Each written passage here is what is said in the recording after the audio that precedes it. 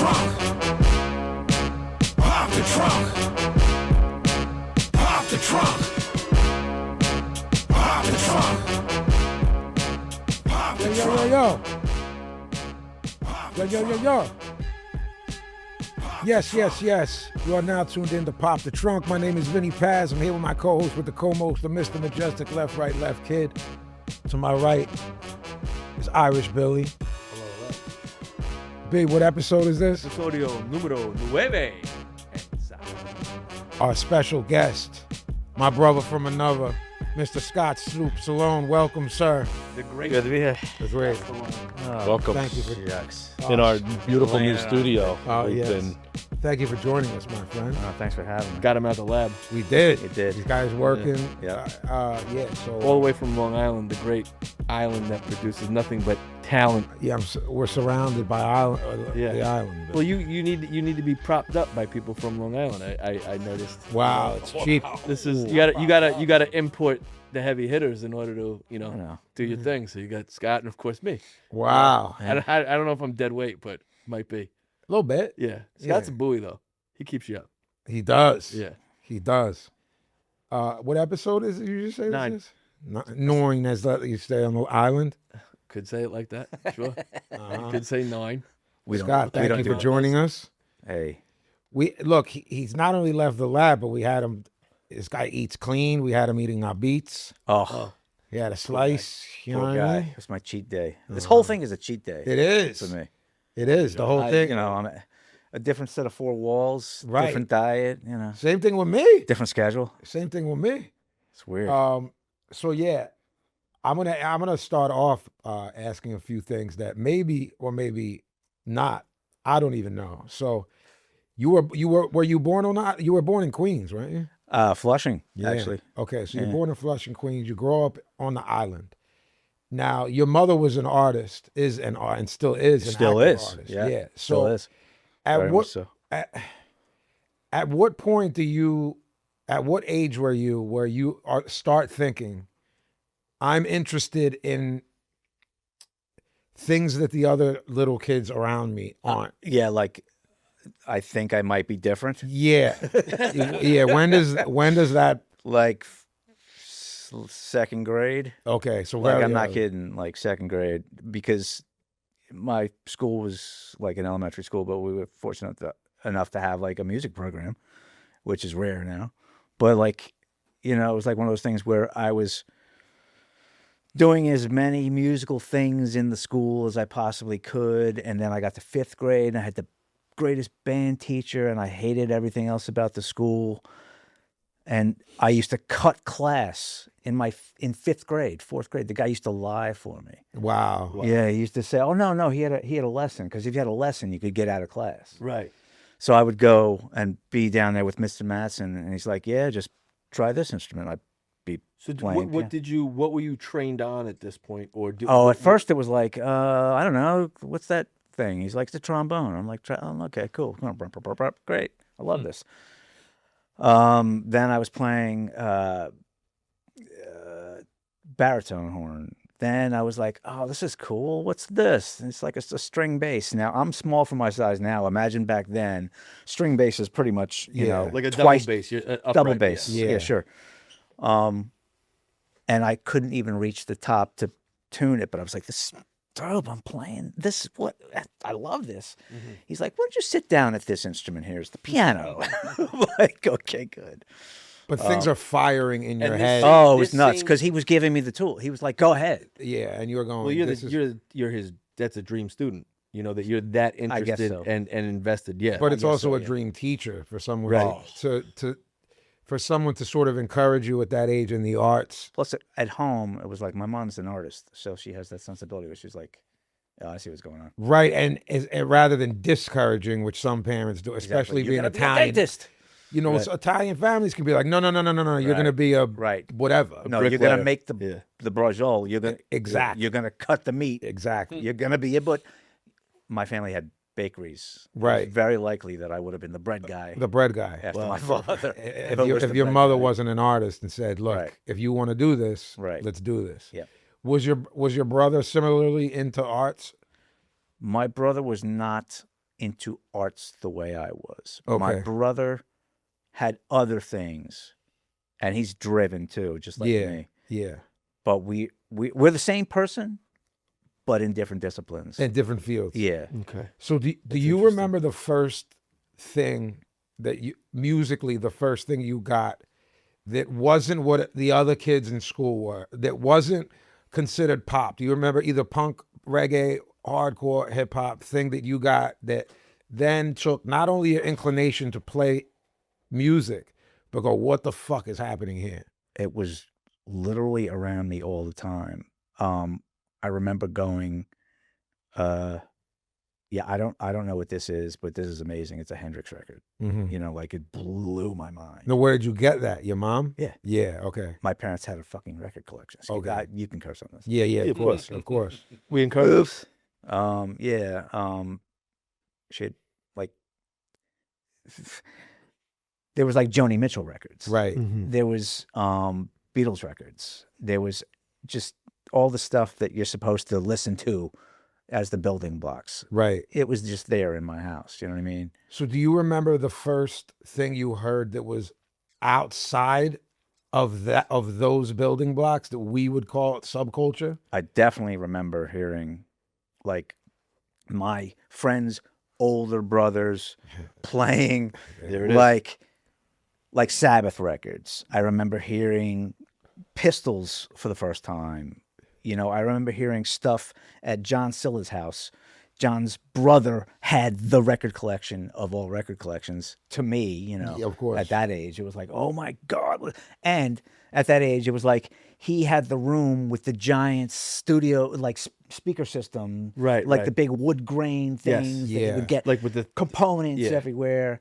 And it was like, you know, sit right here. And like you'd put your head in the middle and listen to Sabbath records as if you were like, you know, part of the speaker. It was, you know, like that kind of stuff. Is and the like, accompanying posters and the tapestry. I remember going in like All the I didn't have stuff. older brothers, you know. Yeah. You go into it was like you open it, you know, "Yes, my brother's not here right now. Yep. You know what I mean? Like let's go rate Yep. his. But it breaks your head too, because it's the early to mid '80s, and you go, "What the fuck?" Yo, these records that I was listening to at home are brilliant. Joni Mitchell, life changing, brilliant. Hendrix, life changing, brilliant. But then you hear Sabbath and Tony Iommi's. well, that's what started happening. You start realizing, oh, yeah, there's a different kind of virtuosity happening here. right, It's not virtuosity Right. at all. It's like emotion. exactly. It's like, yeah, they don't play like these guys, but they're playing. This is You- 3 chords, but they're that's what started happening. I started going, well, yeah, I'm figuring out how to do all this stuff based on the right way, you know, but I don't read music. right, The right way to me was always my ear. right, But like, you start going, what is it that these guys are doing? It's not technically exact like this, but I want to know why they're so good at doing that. I want to know how they do that. And you start going into like the subcultures, and you start going down these roads of extreme stuff, Right. or stuff that isn't like correct, and you realize, oh, there's a whole world of emotions that music covers, and you start going, oh, okay, I get it. And like you take that through jumping forward in terms of engineering and stuff. Just like I remember working with like my first co-writers, you know, at that stage, if that you call that, but like, you know, like DJs would come in and they would do things that I didn't know how to do. I'm like, you know, I play instruments, but like, I want to know how you do that. yeah, yeah, Like, yeah. what is it about that I feel I need to know? Like, and why is that so expressive in a different way than this is expressive? Yeah. So, you know, Yeah. it's- Now, could you mimic? You said you still don't read sheet music. no, I mean, at this point, no, I don't read. I can generate it and I can write it through the various software, but like, that's in a different world. Like where it started was basically by ear. And you could mimic what you heard. Yeah. So like if you listen to a Sabbath record and you picked up a guitar, you could, if you listen to it enough, you could replicate. Oh, yeah, absolutely. Okay. But like that always amazes me that people. but it can wasn't. do Oh that. yeah, it's But crazy. like you could figure it out. But then you go like, how did you get that tone? What is that tone? Why is that like undoable? duplicatable. Like, why can't I mimic that the way that Right. those guys do it? Like, I'm not saying like, oh, it's easy. Here's 3 fucking chords. Right. It's not, Right. and that's why they're who they are. Again, And there's that's the a thing reason 50 million people tune into it. You know Yeah, what I and it's mean? the thing about virtuosity when you're with a bunch of music nerds and it's very difficult for them to wrap their head around why they can play like Yngwie Malmsteen, but no one wants to listen to the records. And Tony Iommi changed the world with 3 chords. It's the same way you go, well, why would I, meaning me, why would I rather listen to Kurt, who is an okay at best guitar player and an okay at best singer, And be like, and completely change your whole shit? And there's dudes who Yeah. all day whacking off, and I go, I don't want to fucking listen to Joe Satriani. No disrespect, Joe. I ain't listening to that's your his records. name was when you were saying Yeah, I that. mean, I'm not listening to Steve Vai records. I know how good he is. I know he's fucking good. Right. You know? Because the emotion attached to it is what There's a reels you in. disconnect with those types Right. Yes. of people. You know, they look at everything. It's very rigid. There's a rigidity to how those people look at it. It's math. It is. That's what it is. It's It is. it's mathematics compared to humanities. Yeah. Yeah. You know, and what you like and I like, and what pulls the feeling out of you Right. is that sort of story that's being told through that pain. Yeah. You know, and that emotion that comes out of an instrument, which is Yeah.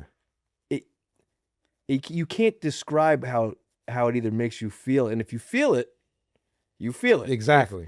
If you don't, you're probably into fractions and decimals more than you know what I mean. Yeah, And you're so that's listening your to personality. you're It's listening to reflective. math rock and saying, And good for you. Yeah, goofy. But like, and I'm the same way when people are like, this is amazing. Do you ever want to check this out? And I'm like, absolutely not. Yeah, I don't give a fuck about the scales that this It's guy's. Just not moving me. Yeah, and it's heavy just- as shit. It's like those dudes are talented as fuck. But There's no denying it. yeah, And that's why when I talk to someone like Scott who says I felt the music and I could replicate and then maybe put my own, that is more impressive to me, I'm sorry, than someone who goes to, let's say, like a Juilliard or someone like Yeah. that, because they're so technically sound, yeah, but there's no flavor, if that makes sense. it does. And they're oftentimes insufferable as people as well. I mean, not to paint broad strokes. I don't here. want to say often. Yeah, I mean, I want to say every time. It's difficult to talk to people like that. In any savant, in terms of certain things, are difficult to relate to because Yeah. the way that they don't. It's Rain Man shit, but it's applied to art, and then you go, There's don't no know. gray with them. No, It's there black isn't. and white. There isn't. You know, There and isn't. life is gray as far as I'm concerned. So, My brothers were both super into players, and they'd be like, nothing you listen to, like those guys can't play. And I'm like, it still makes me want to fucking do something. I want to punch someone, or I want to cry, or I want. Right. You're too wrapped up in this, like, you know what I mean? And like, oh, those guys or like. My brother would murder the production on the Misfits records. I'm like, that's the charm, you That's the fucking point. dickhead. That's the point. You know, like imagine. I just recently said to Scott at the studio, I was like, imagine those Misfits records well produced in like real studios. Seriously, listen. Listen to old soul records. I mean, they sound messed up. Yeah, bro. You know, like and that's like the Northern. flavor. That's why it's great, Right. because the song and the voices and the because they recorded in a players house somewhere. transcend All of that. technicality. It's All of like that. it's just it is what it is. So do you have, so you remember your friend's brother with Sabbath? Do you remember more extremes? Like do you remember when you heard hip hop? Besides, I guess we all heard Sugar Hill because it sort of crossed over. But do you 100%. remember post that? Do you remember what it was? You mean- also, I don't know how many people know this because you don't do interviews, but the last time I did an interview, you had to get me liquored up. Yes, Yeah, it's true. So I've come out of my shell You have. a little bit. Yes, it was. Yeah. This is great. But I don't know how. This is exclusive. Then. He said We got him on our podcast. he has a encyclopedic knowledge of reggae, not only of it, but of the culture. Scott lived in Jamaica. He played in bands. He was in a group, Roughneck Sound System, that was signed, and it was a reggae group. His encyclopedic knowledge. So hip hop and reggae. You're an Italian kid on the island. Do you remember who, what, where, when these things came into after your mom and her record collection, and your dad and his record collection, and then you go, this older brother maniac is playing you Sabbath, and you're going, what the fuck? I He's guess playing Diabolus and Musica, the chords of the devil, and I had Tony another- Iommi, and you go, what the fuck? yeah, I had another friend who heavy into like all kinds of like world stuff, including Marley. Okay. And there was an aspect to that. This isn't the Sabbath guy, or it is? It's the Different same guy. Okay, different guy. Yeah, So different you- older brothers. Right. Brothers, a friend's older brother. And he, he had all this stuff from all over the world. I don't know what it was about, like stuff from other cultures that he was into, but Yeah, he'd that, have what like a weirdo. Senegalese, like all kinds of crazy stuff. But like, I forget where they were from. But anyway, so he played me Marley, and I was like, yo, because the political aspect of that was also something that could like, Right. Turn you on. yeah, it was Oh, like, yeah. whoa, what's he talking about? Yeah. He's talking about shouting down the devil. Yeah, heavy Talking shit, about man. that. Heavy shit for young people. Right. So that gets me into ska, which gets me into some Northern Soul stuff. It brings me back around to like new wave and punk. And you're from New York. You remember when punk and rap really were happening in the same venue. Downtown and the CBGBs and Freddie and all of them were running. It was together. the same crew. Absolutely. And then was.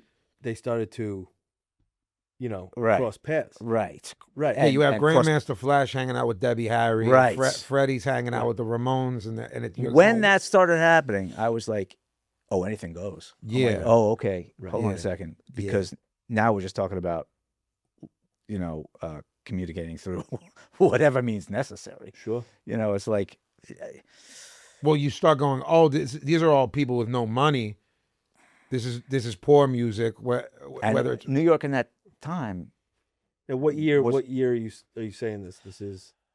you're really good with this stuff. I'm telling I you. This mean, is like 83, 84. Yeah. yeah, well, Right. it's like, when was it happening? 77, 78, 79. Right. Where babies are not even born yet.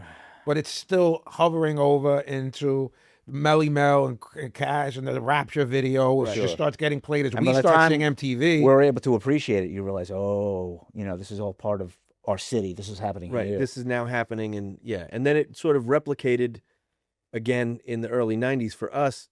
The second wave of hardcore and the post recession, post 80s Correct. boom, where Vinny and I kind of came into our friends cross paths. Yeah, Scott, like our age at that time, you're going, wait, there's hardcore punk bands, but the covers are in graffiti. right. And everyone's writing more our age. and- you know, and- that wave we're not old enough for that Right. influenced us. We weren't there because we were babies. Right. But our wave is the same thing happened. You Yeah. had the Reaganomics and the destruction Yeah. of like right wing America, Sure. and the destruction of it, and crack comes in and destroys the movement that we're referring to. Right. And then it rebuilds, and you have hardcore kids writing graph, hanging out with hip hop kids, with the skateboarding And culture. the flyers were reflective of that. 'Cause they looked Absolutely. exactly the The same. CB Gorilla 100%. Biscuits flyers look like Yeah, hip hop shows, 100%. all that stuff. So, and we're old enough to go, oh, what's up And with you this? go to a hardcore show and kids are breakdancing in the pit, Exactly. and you're like, it's all combining now. Yeah. Again, Yeah. Yeah. It was like, it's separated in or like counterculture. It was counterculture. like, It's all counterculture stuff. like at that point you realize, oh, I'm not part of the mainstream. I'm part of this other stream. Yeah, these heads at school, it's like it's not necessarily dissing them, but you're like, yo, y'all still think like Madonna's moving y'all? Right. Like that's what moves you? I'm not saying, I'm not dissing it. I'm just like, Right. it started being weird to see what was moving people, and that there was a lack of culture. Like, what do you listen to? Like, whatever they play, whatever's on the radio. Right. Like, I remember I listened to the radio. that was someone's Sorry, yeah. answer to me one time. A dude who I liked. I guess I still do. I never disliked them. But Right. like, no, whatever they're playing. And I was like, I don't know what that means. Right. Like, you don't have to go somewhere weird to get tapes. Yeah, You there's don't have nothing to, that you want to make your own. right. And I never. I like mainstream music if it's good, if it's pleasing to my ear. I was never one of those people that was like, oh, this sucks. No, because neither am I. I know you're not. Yeah. Other people like it, but I always, like anything else, it was more fun to go find something, or to like your buddy would be like, hey, listen to this, you know, and then you go, I either like it or I don't. I just think it's odd to be like wrapped up with Billy Joel. I was gonna say there's a time in my life when I realized the people who were just like gung ho about like whatever was played at them, you know, it was like I'm not really that doesn't really do it for me. Like that's not like making your own choice. I don't know. It's like no, I feel like it's the way we view textbooks in American schools. It's like this is what. All right, so you told me this is how it went down. I believe it because that's what it seems. That's just the way you're telling me. It's written. A teacher's telling me that. Right. Yeah. The same way you're like, I don't guess if this is what I listen to. Because if you're not passionate enough about it, you go, well, I guess this is just what's popping. Yeah, it all goes hand in hand with me too. Like I told you this a million times. I hate going to concerts. Yeah. I like going to shows. Yeah. I want to go to a club because the whole experience is I'm this far away from the guy that made the music that I heard in my house, and now I'm here seeing it, and I can, you know, it's this thing that I don't want to touch the person. It's tangible. It's you tangible. can touch it. Right. Again, when I'm 40 rows back at Yankee Stadium, I want to go home. Well, I think it also like was we viewed, you know, Joni Mitchell records and stuff. Jimmy was dead, but you couldn't touch Joni Mitchell.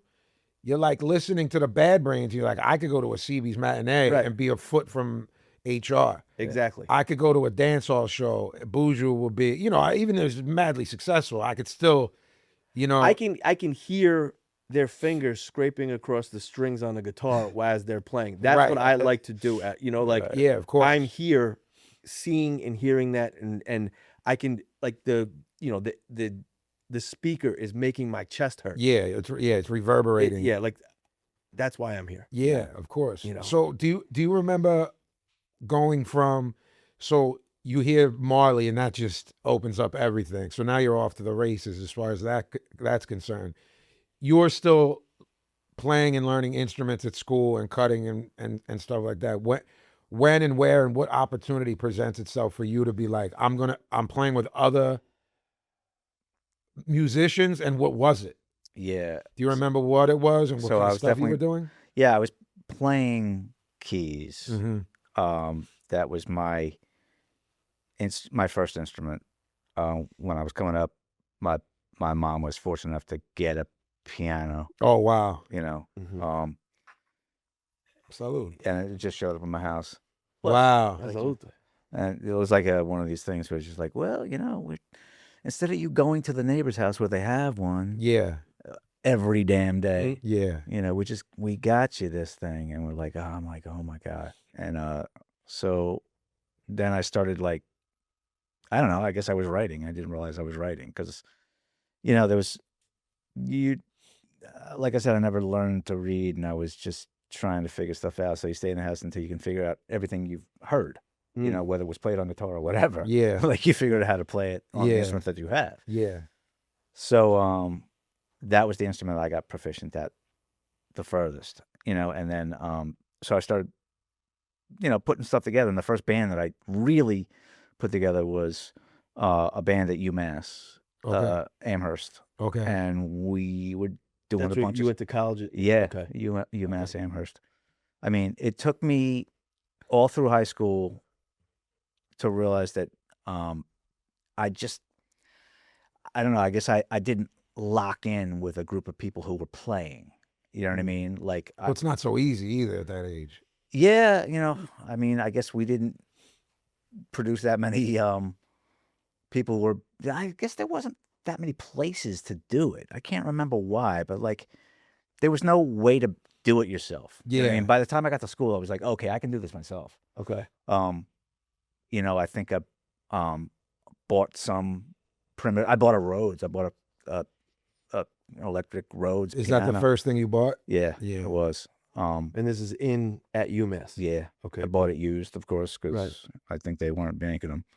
And it was a suitcase version, so it's like the speaker sits on top. I mean, the speaker with the pedal that goes through the speaker to the piano that sits on top. Okay. And you know, we used to lug that thing all around. And I started playing with like whoever would play, and we put together this band. It was like 6 of us, and we put this band together, and we were like, basically playing reggae. It was like, this is what we're playing. And then it got faster and faster and faster, and we played ska. Scott, okay. And then it was like, and then we got a little faster, and it was like bordering on punk. You know? Right. Like, Right.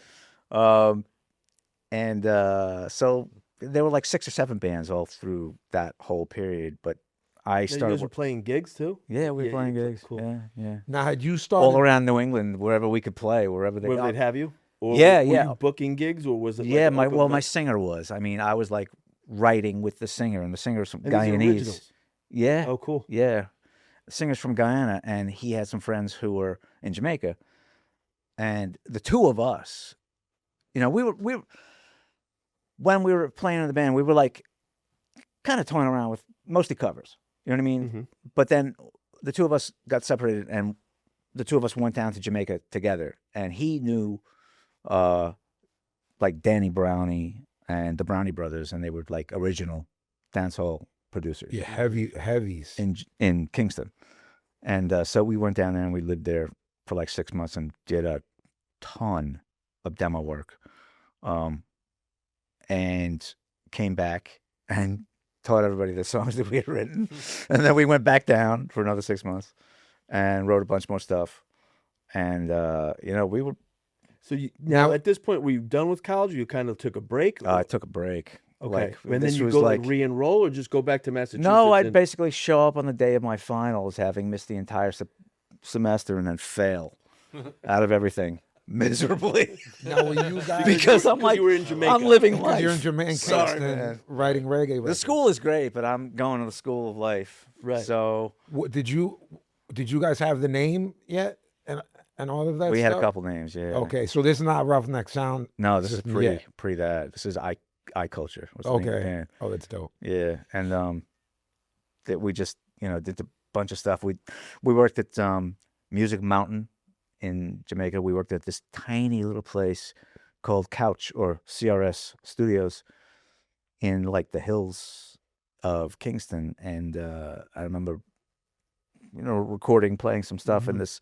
apparently got out that this kid with like this crazy like red hair, that was me back in the day. Okay. And this Guyanese singer were doing a bunch of stuff, and they were like, and they're doing some demos, and it's kind of cool. And all of a sudden, Sly and Robbie kind of walk into this tiny room. It's about the size of this room, and it was their preferred studio, and we didn't know. Like Eon, my singer, had a way of talking his way into places. Okay. Okay. But so we're in this place, and we didn't pay for anything. We didn't walk out with any masters. Right. But we didn't pay for anything. Yeah. But like these guys would come in, and I'm like recording a part, like just the chops, like basically the piano part before we lay down everything else to a drum machine. And like they're all coming in and having conversations while I'm cutting, and they're all having their own conversations, and I'm just like playing the ups and whatnot. And I played something a little at a time. They all stopped and said, "Oh, go back, go back, go back, go back." I'm like, "Oh shit, they're actually listening." I'm like, and they were all busy in So conversation. You intentionally but they you intentionally did it at a time? hell no. Oh, okay. All right. All right. I was playing, and I thought I Okay. was locking in. Right. I was probably nervous as shit, Yeah. but like they all were like human metronomes. Wow. They were fully engrossed in conversation, and every single one of them turned around and would take it back. And continue to back what the. Yeah, and they took it back when I punched in and kept going. I was like, "Oh, And your brain's exploding. The Sly and Robbie. exploding!" I'm like, Ro- "It's fucking Sly and Robbie." Yeah, oh man. Yeah, it was, But it's like Marley Marl walking in when you. literally, Literally. literally. It's. So we came back and we taught everybody the songs. Who knows what happens with the demos? But like I said, we didn't walk out with any masters. But we stayed cool with the guys that we were with. Yeah. But like we just never went back, and we kept writing music and doing whatever the hell we were gonna do. And Right. around that time, I went to Boston, and it was like a time at which it was like really like starting to come together for me, and like musically in my head. And I met DJ Khan, Okay. and I think you mentioned him the last Khan. Yeah, when Amir, Outer last- Space was in. Yeah, yeah, yeah. So Because I knew Amir through Sean C, and then Right. that's how I met Khan. Right. Right. So, yeah. So we connected, became fast friends because we were like, oh, what's going on with this? Yeah. Oh, what are you doing? What now? What year is this? 97-ish, It's 96, got to be 97? 95, 96. Yeah, Okay. babies. Yeah, man. But yeah. So anyway, so we start putting together like little tapes and whatnot Of beats. of beats, trying to Yeah. make beats. Yeah. Yeah. Con Scott Records. Yeah. And shout out Con, DJ Yeah. Con, Shout out Khan. who, if you don't know, is like killing it in the DJ world. He's doing re-edits and whatnot. You know how like people used to go digging Yeah. Right. for records? Well, he's been digging for original masters Original for masters, years and doing re-edits of those things. And I mix a lot of that stuff. Not all of it, but a lot of it. And we've worked together for years. I just did a, I don't know if I can say this yet. I don't think it came out. Okay. We can edit it. Yeah. We can edit it. So You know, I just won't say anything. Okay. It was like Yeah. huge artist. He got the masters too. So Scott was doing J Treads, you know, from Indelibles, who were down with Company Flow and stuff. Yep. So Con and Scott I've produced heard that name in a long time. Yeah, Con and Scott produced the J Treads 12-inch on Fondulum, Yep, Barbito's on Fondulum. label. Mhm. You were working with Rip Shop as well, who was Yep. on Raucous. Which was Raucous through Eastern Conference. Right. Shout out High and Mighty. Exactly, Philly. Right. Right. They were the first guys, and Con worked that deal, but they were the first guys to put Rip out and put us on. You know what I mean? And I got to like mix and produce that stuff. And So this is like 97, 98 around. yeah, I think so. Do you remember Camouflage Large? Yes. Scott did those records. Okay. And Wow. New York Confidential? I don't know if you remember that stuff. New York Confidential was like a spin-off of that. Yes, I do remember that. Okay. There were like two like EPs. Yeah. Okay. And that stuff was stuff great. is Yeah. great. Shout out E Night. E Night is Yeah, still like yeah. I'm still in touch with E Night, the producer of that. You told me he's still doing stuff. You were like, he's still making beats. he took a pause and he's back making Yeah. more stuff, and it's fire. So I think my timeline is a bit off. Yours isn't because you lived it. The stuff with Khan was before or during the Roughneck Sound During. System? Okay, so During. We had the deal. I was making the record. how many of the same people of iCulture become Roughneck? Zero.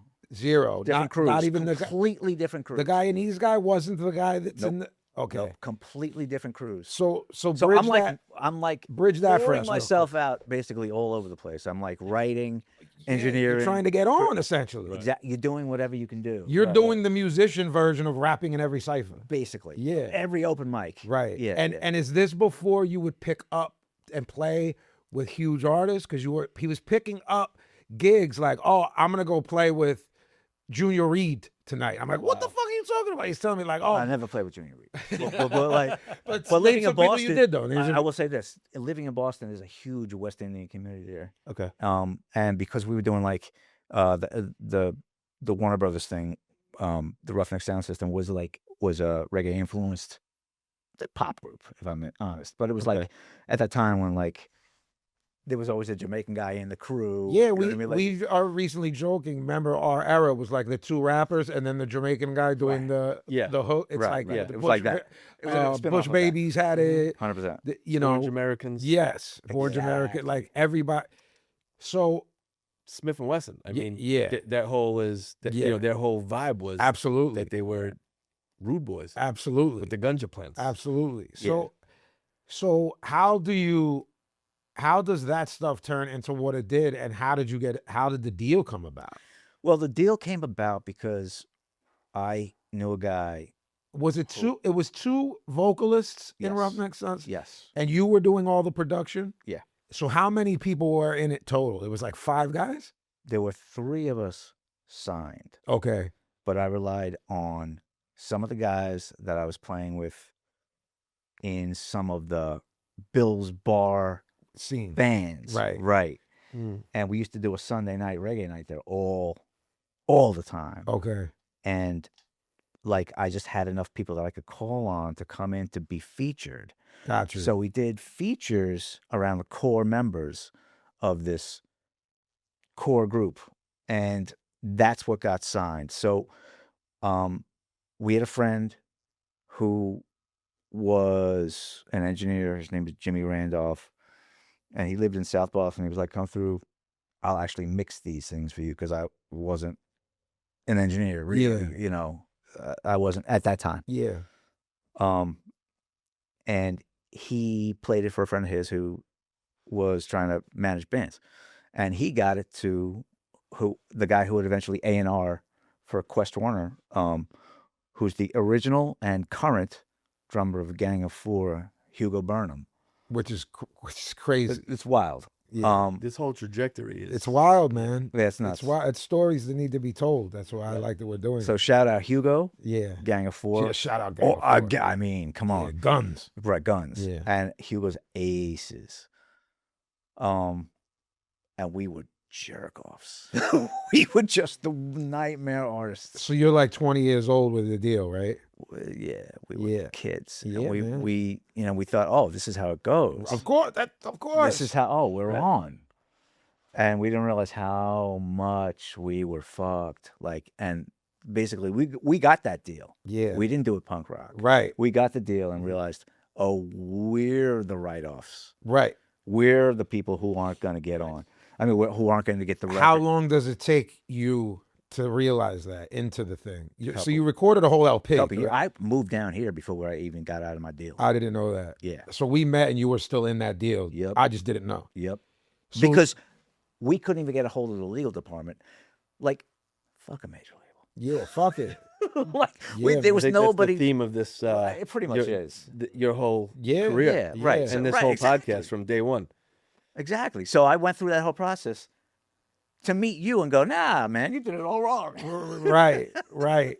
It's funny. So you guys did a whole LP though, right? You we did. recorded the whole LP. You was still done. have it somewhere. I did remixes. We did tours. Right. We Because did. you were on the road. I remember you were telling me like, yeah, we were touring. Yeah, and we stuff did. like We yeah. did what we, were told to do. Basically, we didn't do any of the extracurricular things that we should have been doing. Right. Yeah, but you're young because we and didn't- dumb. Exactly. You we know? don't know. Well, what are those extracurricular things like promoting? All of the things that basically Vinny's story, his life story about from super regular to today, Right. is what you're supposed to do. It's basically what the label tells you they'll do, but don't do. Just be an advocate for yourself. An not advocate, just an grind advocate. it out, get the shows you're out, be your own booking Exactly. agent. Who's the manager? Are they good? You All those think, things. the universal you, it's just what I thought with they're gonna do everything once Right. I get a deal. Yeah. I will be the artist because Right. that's, and it's not, Scott's not saying that can't be true. It's just, you can't be like us and when your hands on like us, bro, he runs his whole career now. At the peak of success, he manages himself.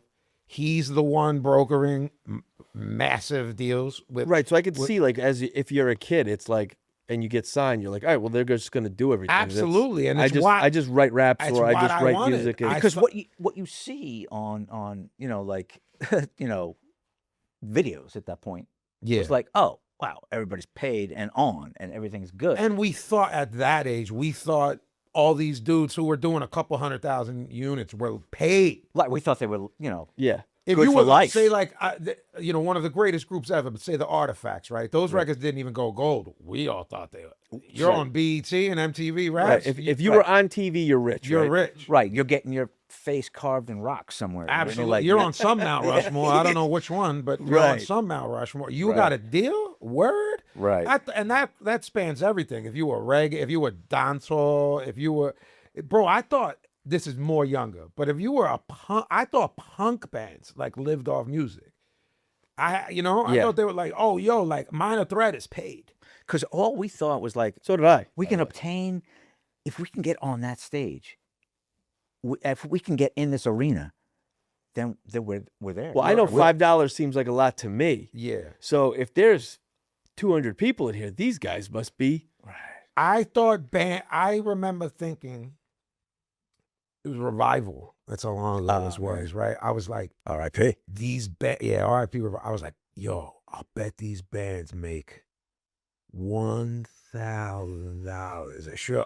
And I was like, that'll be the illest job. You fucking pay. Well, then you do that math in your head. Like, if I do 10 shows a month, I mean, that's right. yeah. I'm forgetting there's 4 guys in the Right, band, right, 4 roadies, Right. hotel. I Right. don't fuck. Yo, what the fuck? Where does that? Well, you think because I thought right as a kid until you start to read and dig into magazines, and then when the deal falls out, and then they talk about how much everything costs. Oh, and then, dude, you Remember know, the when I Logan got- Theory breakdown when it went gold? And Yeah. they did the math, and they were like, Tribe got like 40 grand, Billy, after going gold to split between. well, it was like behind the music TLC. Like they sold 10 million records and got they legit claim bankruptcy. Bankruptcy, I mean, right. that's stars. I thought you were monstrous if you went gold. I just thought if you had a record that had your picture on it, Yeah, right. like you're a billionaire. Your life has changed Right, forever. like Yes, that's it. yes. Now that Someone changed with bought age. something you created, so you must be a Right. billionaire. Yeah. By the time like we were doing stuff, both of us, I was like, no, these punk bands are really grinding it out. But Yeah. I'm talking like I was like 10 or 11. Yeah, oh, at yeah, shows, of and I course. thought, oh, you're paid. Like that. Oh, yeah. That naivety broke down a little bit, but I was still like, no, like the artifacts are paid. Sure. You know what I'm saying? Sure. Blah blah blah is paid. Dudes who weren't like gold and platinum, but just like they have a deal. These were major. Big Beat was part of Atlantic. I was like, no, that's like the goal. Yeah. Right. So I was saying to Scott, like, ask Scott. We're not going to talk about it on the air, but like, yo, what was the deal like? What was the money like, bro? We didn't know what the fuck we were doing. Yeah, It was plus- like, Like you get a deal. Oh, we got a $200,000 deal or something like that. Yeah. Maybe 175,000. I can't remember. You don't get that money. That's not your money. no, No, they've got this much for recording. They've got this much for promotion. They've got all this. the things. video. You know, they shot a video on the islands, bro. We thought 2 videos. Yeah, all right. We And shot 2 That comes out of your advance videos. One of them we did photographs with Danny Kahn. We did what's the guy who did like Taylor Swift videos. Like early in his career, he did a 1-shot video in the Miami Keys. Like you the guys? labels, yeah, the It's label's one paying shot. for that. It's dope. No, the got label's one- not paying Scott's for that. doing the one leg We're up, one paying leg for that. flat. Oh, it's Yeah. brilliant. It's great. It's brilliant. It's great. It's You- great. you- It was really good stuff. Like you're like, It's got to yo, go on the thumbnail for this episode. I don't see it. It Well, might. you know, you really. We were saying fuck majors. You really see how dim-witted they are. I'm like, oh, there's hits. Like Right. I've heard this stuff. There's hits there. You know, Well, did they know how to do it? Did they know? That's where you get it. The funny thing is, right? Okay, so Hugo was playing the demos to Quincy Jones because Quest Warner was the label that I was signed to. Okay. So it's Quincy's imprint. Right. You know, he can do whatever he wants. But he's, getting all kinds of stuff. And, Hugo was like the last guy to play his demos. There's A&Rs in the room. And, I guess that's one of those pitch meetings they're going to have. And Yeah, he some played the jerk stuff off and he was like, fucking and meeting. literally Quincy was like, oh, these guys have hooks. Sign them.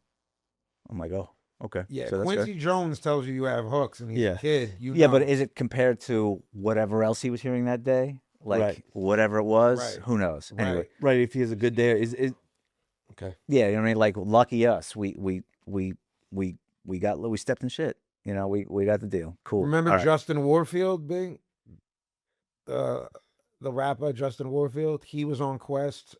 He had a band. Still has a band, I think. Yeah. Remember we were talking about him when I found the vinyl, Scott. It's Someone good. reissued it, and I Yeah, I know, sent you the I know, picture. Yeah. I know. So I didn't realize. So what makes you move to Philly during the deal? So you're going. So okay. So now you're in Boston. At this point. Yeah, I'm in Boston. Okay. They had we had made the record, and they were going to hire a grown up to mix the record. So.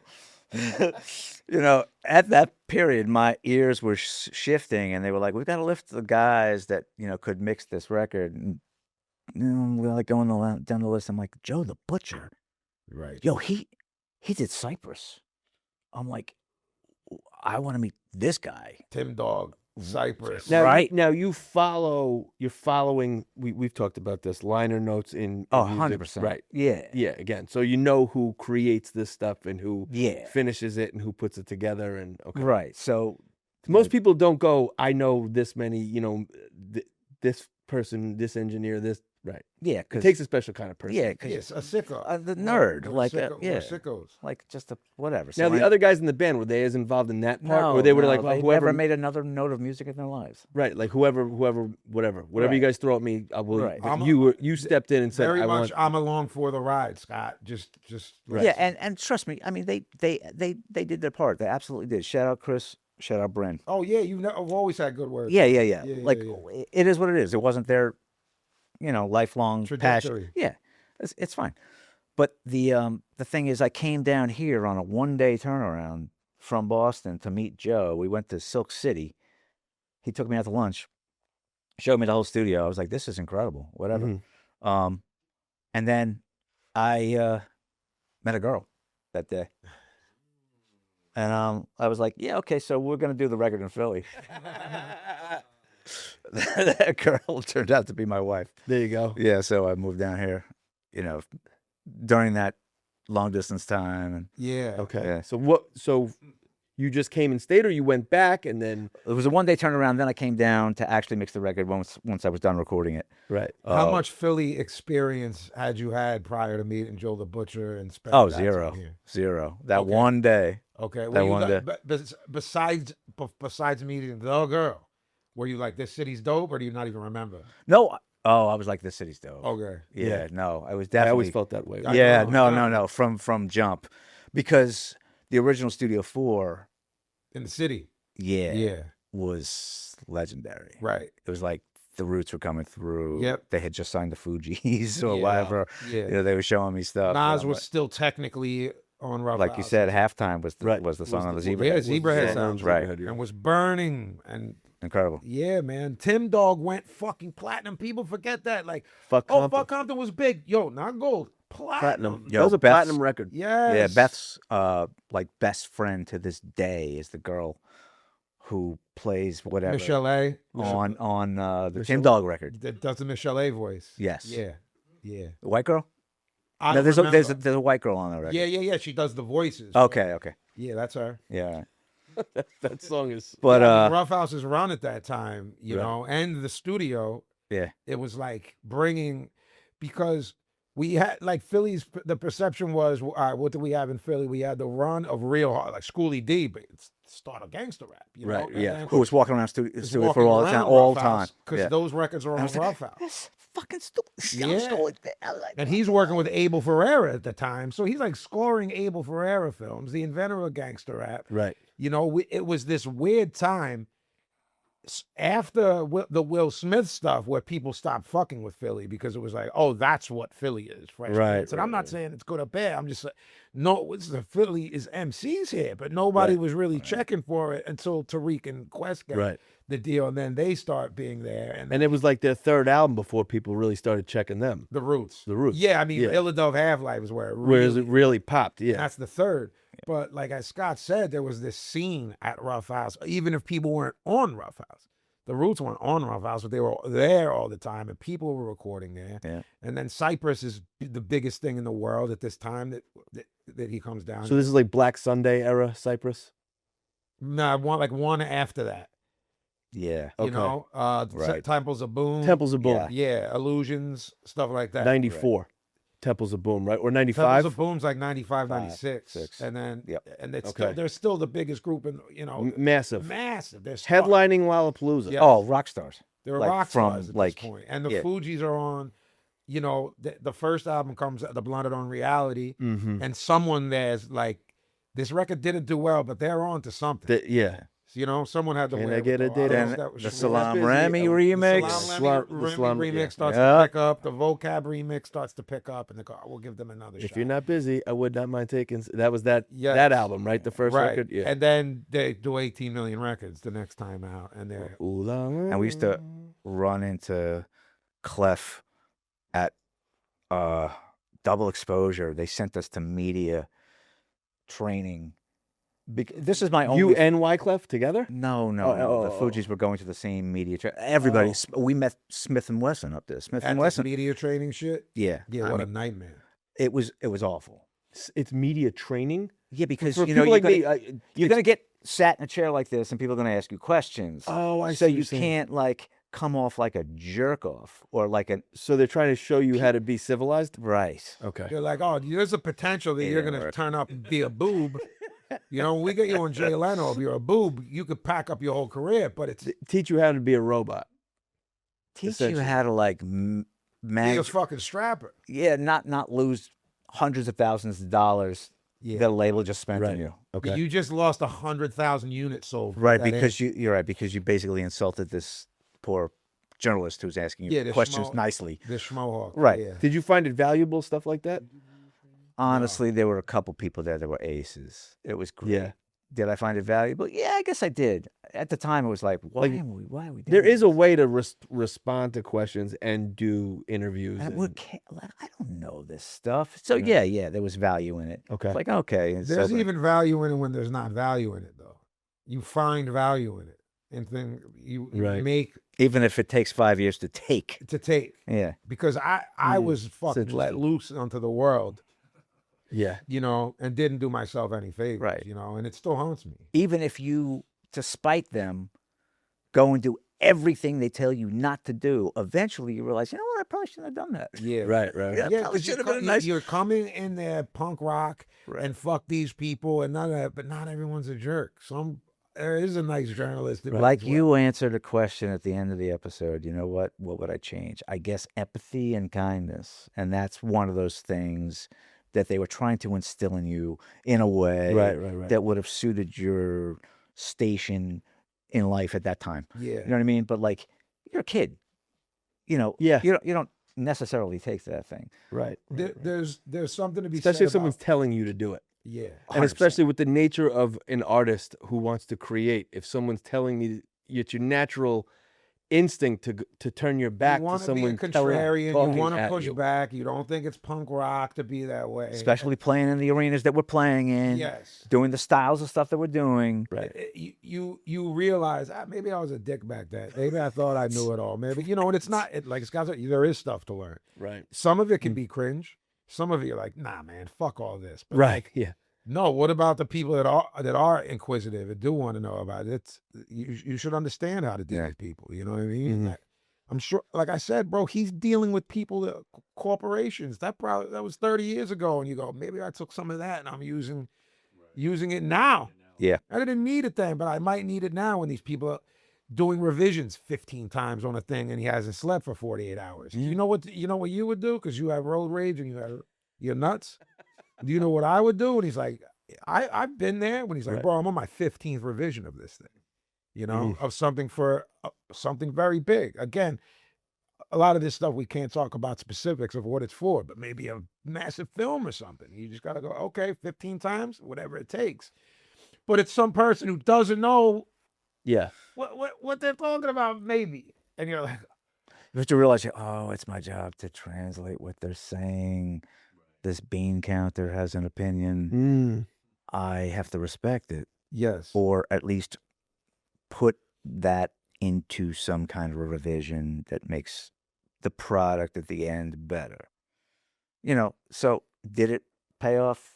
Yeah, probably eventually. Okay. Yeah. At the very least, taught you how to deal with corporate types and corporate speak and how to kind of translate that and put it back into something that could be beneficial towards what you're trying to do and the Yeah. end result. And maybe Right, I would have but- gotten there in a different way, but like, Yeah. you know what I mean? Like I think back and I'm like, it was probably a good thing. It was probably a good thing. Yeah, because me not being exposed to any of that because of not signing to a major at that point was just being a complete menace, Right. and saying whatever I wanted, whenever I wanted, and getting, having people protest me at shows, which, That's kinda cool, isn't the best thing in the world. but it's kind of cool. I definitely was like, this is lit. Yeah. The press is good press. Right. Yeah. Yeah. I mean, my European tour manager's mom wrote him on tour and was like, your friend Vinny is on TV. They were like, hell no, he must go. I would have joined that. Yeah. Can't lie. You would have protested against me? Yeah. Okay. I think I would have joined Bill. Right. Right. Yeah. That's not nice. I don't think I ever heard the story of like how you two connected So, yeah. So originally. Lou Logic is looking for beats And he goes, you know Khan, right? And I go, I know Amir. You know, I've like bumped into Khan, you know, or whatever. But he goes, oh yeah, him and his partner. And I'm like, I know that guy's that, and I saw Scott Stallone. And again, I'm like, oh, it's probably a black dude using a name like Stallone on some like mafioso shit. Right. Right. You know what I mean? Because Right. people were Gotti and this and that. You know, Sure, you don't know if the right. black, white spread. Nobody Right, knew right. anything there because no one really gave a fuck, to be honest. Right. True. I didn't give a fuck. I was just, you know. Yeah. And he's like, I'm looking for new producers and stuff like that. And he's like, they're working out of Ruffhouse, like slide through with me. And they had produced Jay Tread's single for Fondulum. And I was like, yeah, I'll roll through with you. And I went through and they were working out of a room in Ruffhouse. And I was like, oh, you're Paisan. We start shooting the shit, instantly clicked. I give him a test press of Heavenly Divine. Yep. And then we don't see each other for a little bit. And Planet and Crip are like, yeah, we got this spot, because I was recording in New York at Chung King with Chris Conway. And they're like, we got this spot. This guy's in Manayunk, which is Roxborough, that you've been Right. near Gavin's shop. And they're not telling me a name or anything, you know. I'm like, That yeah, was the set produced. correct. The north Session. side, north side, north Kamach. side, north side. Right. Yep. So they're like, do you want to slide through to the session? And I'm like, yeah, it's whatever. And I walk in and it's him. I'm like, oh shit. He's like, yo, we give each other a big hug. And I sit down next to him for the whole session. While, you know what I mean? And we catch back up. And I was like, yo, are you like taking work? Like, I now have budgets. Right. You know Right. what Okay. I mean? And what year is this now? This is 03 and I'm recording in New 03, York. was it? Yeah. Okay, yeah. You Because better I'm at that. like, he's like, I'm recording at Chungking. He's like, oh, that's dope, you know, because he knew all the records that right. were done there being a New Yorker too. And I was like, all right, like, I don't know if I'm going to keep recording in New York or what, but like, if I want to record here, like, are you down to work? And he's like, yeah, bro, of course. So I was just going to sessions there. And then I remember the day you asked me that question. I spun that chair around like I remember it like it was yesterday. Yeah. You were like, could we do something here? I'm like, dude, I would be thrilled. I would love it. And now you were familiar with the music, Yeah, the movement, yeah, and what was happening, and more or less. okay. But I remember like being like, the energy's dope. Like what I've heard we just clicked. is dope. Like You had that test I press. turned. Yeah, that test. In fact, you You had the sat test down press. in that chair and we started going through I my was like, yo, can records. I go? You know, you gotta add some dick brain. We Another know. thing he asked before. Yeah. Go ahead, tell that. Yeah, well, no, it's just etiquette, bro. Because records, especially when you're making beats, it's like, yo, man, it's my records. Yeah. Like, I Right. don't know what. Right, loop it's my I use. property. Yeah, but it's also like you don't want to know when you know your loops. Right. You know what I mean? As a Here producer. are the booby traps, but like you're in the gold Right, I'm section. in the Get gold. the fuck out of there. Right. Like, that's my secret stash. Right. Yeah, and this one schmohawk that was like not my man, but someone's man started going through the records, and we like both based him. You know what I mean? Right. At It's Ruffhouse, the some- first yeah, time we someone met. I'm gonna Yeah. smack the shit out of. But anyway, I was like, yo, Scott, you mind me go through your shit? Like, I'm not gonna like take any of the loops. I just want to see if you got any. You know what I mean? Yeah. What you got. And we just vibed the whole night, sat and eat, honestly, blah blah blah. And I was like, okay, so In that pile of records was that test press. was the test press? Like And I was right like, oh, you next kept to it. right next to my turntable, right next to where there was stuff Right, that I was right. You playing. kept it. He's like, of course I kept it. So we do the record in New York. I loved it up there, but it was I wanted to be home and comfortable. And I was already jealous of the vibe at Scott's while I was recording at Chung King, which is Now the Where- vibe at Scott's, you're saying that's where Crypt and Planet were. right, doing this Okay. thing with Sat, and we hadn't seen each other in a couple years. And they weren't like, yo, it's this guy, Scott's. They were just like, we're going to this session with Sat to do this show. I was like, Right. I'll roll. You know what I mean? Cool. On some hangout shit. You know what I mean? And like, the door opened. I was like, like that. I've been looking for this guy. You know, there's no Right. fucking MySpace. I'm not going to say there was no internet, but I couldn't find him. Right. You know what I mean? I think like we switched pager numbers or something at Ruffhouse or whatever we did. Right. We just like lost contact. But I just wanted to be home. And even though I was at Chung King and it's like a dream to record at a famous studio, for me, I'm a creature of habit. And I'm like, this guy is way more like me in terms of how we, you know what I'm saying? Yeah. Clicking. Everything culturally, where he was from, like everything was just blah blah blah, finishing each other's sentences, like the same music, da da da da. So the next year, you know, we started working on Legacy of Blood, which was the second album after we had the deal, after Visions of Gandhi, and so that was like the most fun ever. Those sessions were the greatest. Talking about people hanging off the wall. yeah. That was a much bigger studio. Yeah. And it was packed. It was Yeah, loud. it was wild. It was wild. So we work on that record most of the year, and I'm there and we're hanging out, and the plan was for me to leave with the master of the album on this particular day. Yeah, it was done. I had mixed the entire record. It was done, and he hands it to me, and I give him a hug, and I peace out. That day, he wakes up to water, almost drowning, and had to swim out of his studio where he was living because it was like one of the biggest. Wait a second. You're underselling what's happening. No, right I'm now. not. I'm leading to how Okay. crazy it gets. So he's on the news when I wake up. We somehow get a hold of each other. Cell phones existed, but not smartphones. So I'm like trying to find him to check in on him. But the phone like shit the bed in the thing. So I'm like, yo, is he dead? You know, but I knew he wasn't dead because I, you know what I'm saying? So what so, happened? Scott, so start at the, you know. So I guess, all right. So basically, once I got out of, there was a big change at Ruffhouse, and they sold part of the building off, and we all, us basement dwellers had to get out. The troglodytes had Right. So I found another spot in Manayunk, and it was a dope spot. And I was there for a while, and basically, I lived in the spot. You know, it was a place not unlike the setup here, and it was like the studio was on one end, and then the living quarters were on a different side, and like dream bachelor pad. basically, Right. yeah, it's the ultimate man cave, Yes. right? And yeah. a dope commute, it sounds Yes. like. You could just Yes. Yeah, walk across the right. Yeah. So that was a Saturday night. I had mixed the entire record. Jan was there. I remember that I left so Handing- late because we just always have been night owls. I remember the sun was coming up. Right. That much I remember.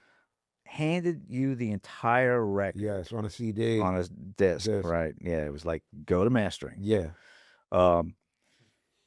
And a couple hours later, like I'm in bed and I hear crashing. And I'm like, what the fuck is going on? And I'm like, I go to put my foot off the bed and it's No. yeah, Manayunk was known for flooding like a lot Manayunk is with all the hills. prone to flooding. And it was a really bad storm, and there was a water main break At the same time. at the same time. Of course. I mean, Manayunk is still a What mess. month is this? Like is it like August- winter? Oh, it's the middle of the August summer and the 1st. water main. August breaks. 04. 1st, 04, yeah. And so I put my foot off the bed. I'm like, what's going on? The crashing I heard was the refrigerator like floating away and whatever's on top of the fridge crashing down, splashing all over the place. I'm like, my dumbass, I'm like swimming to the light switch. And the first thing I did was Touch let's electric. add electricity to the Yeah. situation. Yeah. And luckily I didn't zap myself, but I was like, oh, bad idea. Turn that off. I'm like, what's going on? I come And you're literally swimming. basically, yeah, it was rising like crazy because I came out of the living quarters and I'm like looking down the hall of the entrance and this water oh shit. You're Like good, buddy. spraying through the door crack. Like Jesus. at however height the door is, Right, it's like the right. whole door is like 7 feet. spraying water. And then Yeah. I'm looking at it like, this is wrong. Like, what's going on? Is this a dream? And all of a sudden, the door breaks. Oh no. And this wall of water comes and throws me down the hallway into the studio. And I'm like, now I'm really swimming. Now I'm really swimming for my life. So I swim over to the hard drives. This maniac is like dying. Must get the hard drive. Must get hard drives. Like I grab the hard drives. I grab a couple of other like choice pieces of whatever I can grab. I swim out of the studio and I'm like, what's going on? You like swam it out like this, like over your head, so like that it. Yeah. Whatever. As much Whatever. as you could. Like- Holy shit! After the flood receded, the water line was here on me. Jesus Christ! Yeah, so like you could see where the water went up to. But anyway, so I got out of there with hard drives, and like a lot of that stuff was clients that I had been working on their records. Yeah, for up to a year. Like, yeah, in some Yeah. cases longer. Like People's fucking life. people's life. And lives. your stuff got out of there hours before. Yeah. It did. Yeah. But I took those hard drives and I threw them in boxes, and I paid like something like $16,000 to do data recovery at a time when I didn't have $16,000. Right. Because I was like, this is part of the thing. I got to get this back. This is whatever. So I sent it off and I got it back. Didn't lose a song. I mean, the studio was a mess. The studio was gone. You Like should I see the lost pictures, bro. It's pretty upsetting. I lost 3,500 records. I lost like tons of stuff. There was some of the mad stuff records in there, bro. some of the stuff I was shipping back to the manufacturer, it was arriving still wet, and they were like, "Yo, what happened?" I'm like, Holy shit! "Yeah, can you just do what you can do and then just send it back?"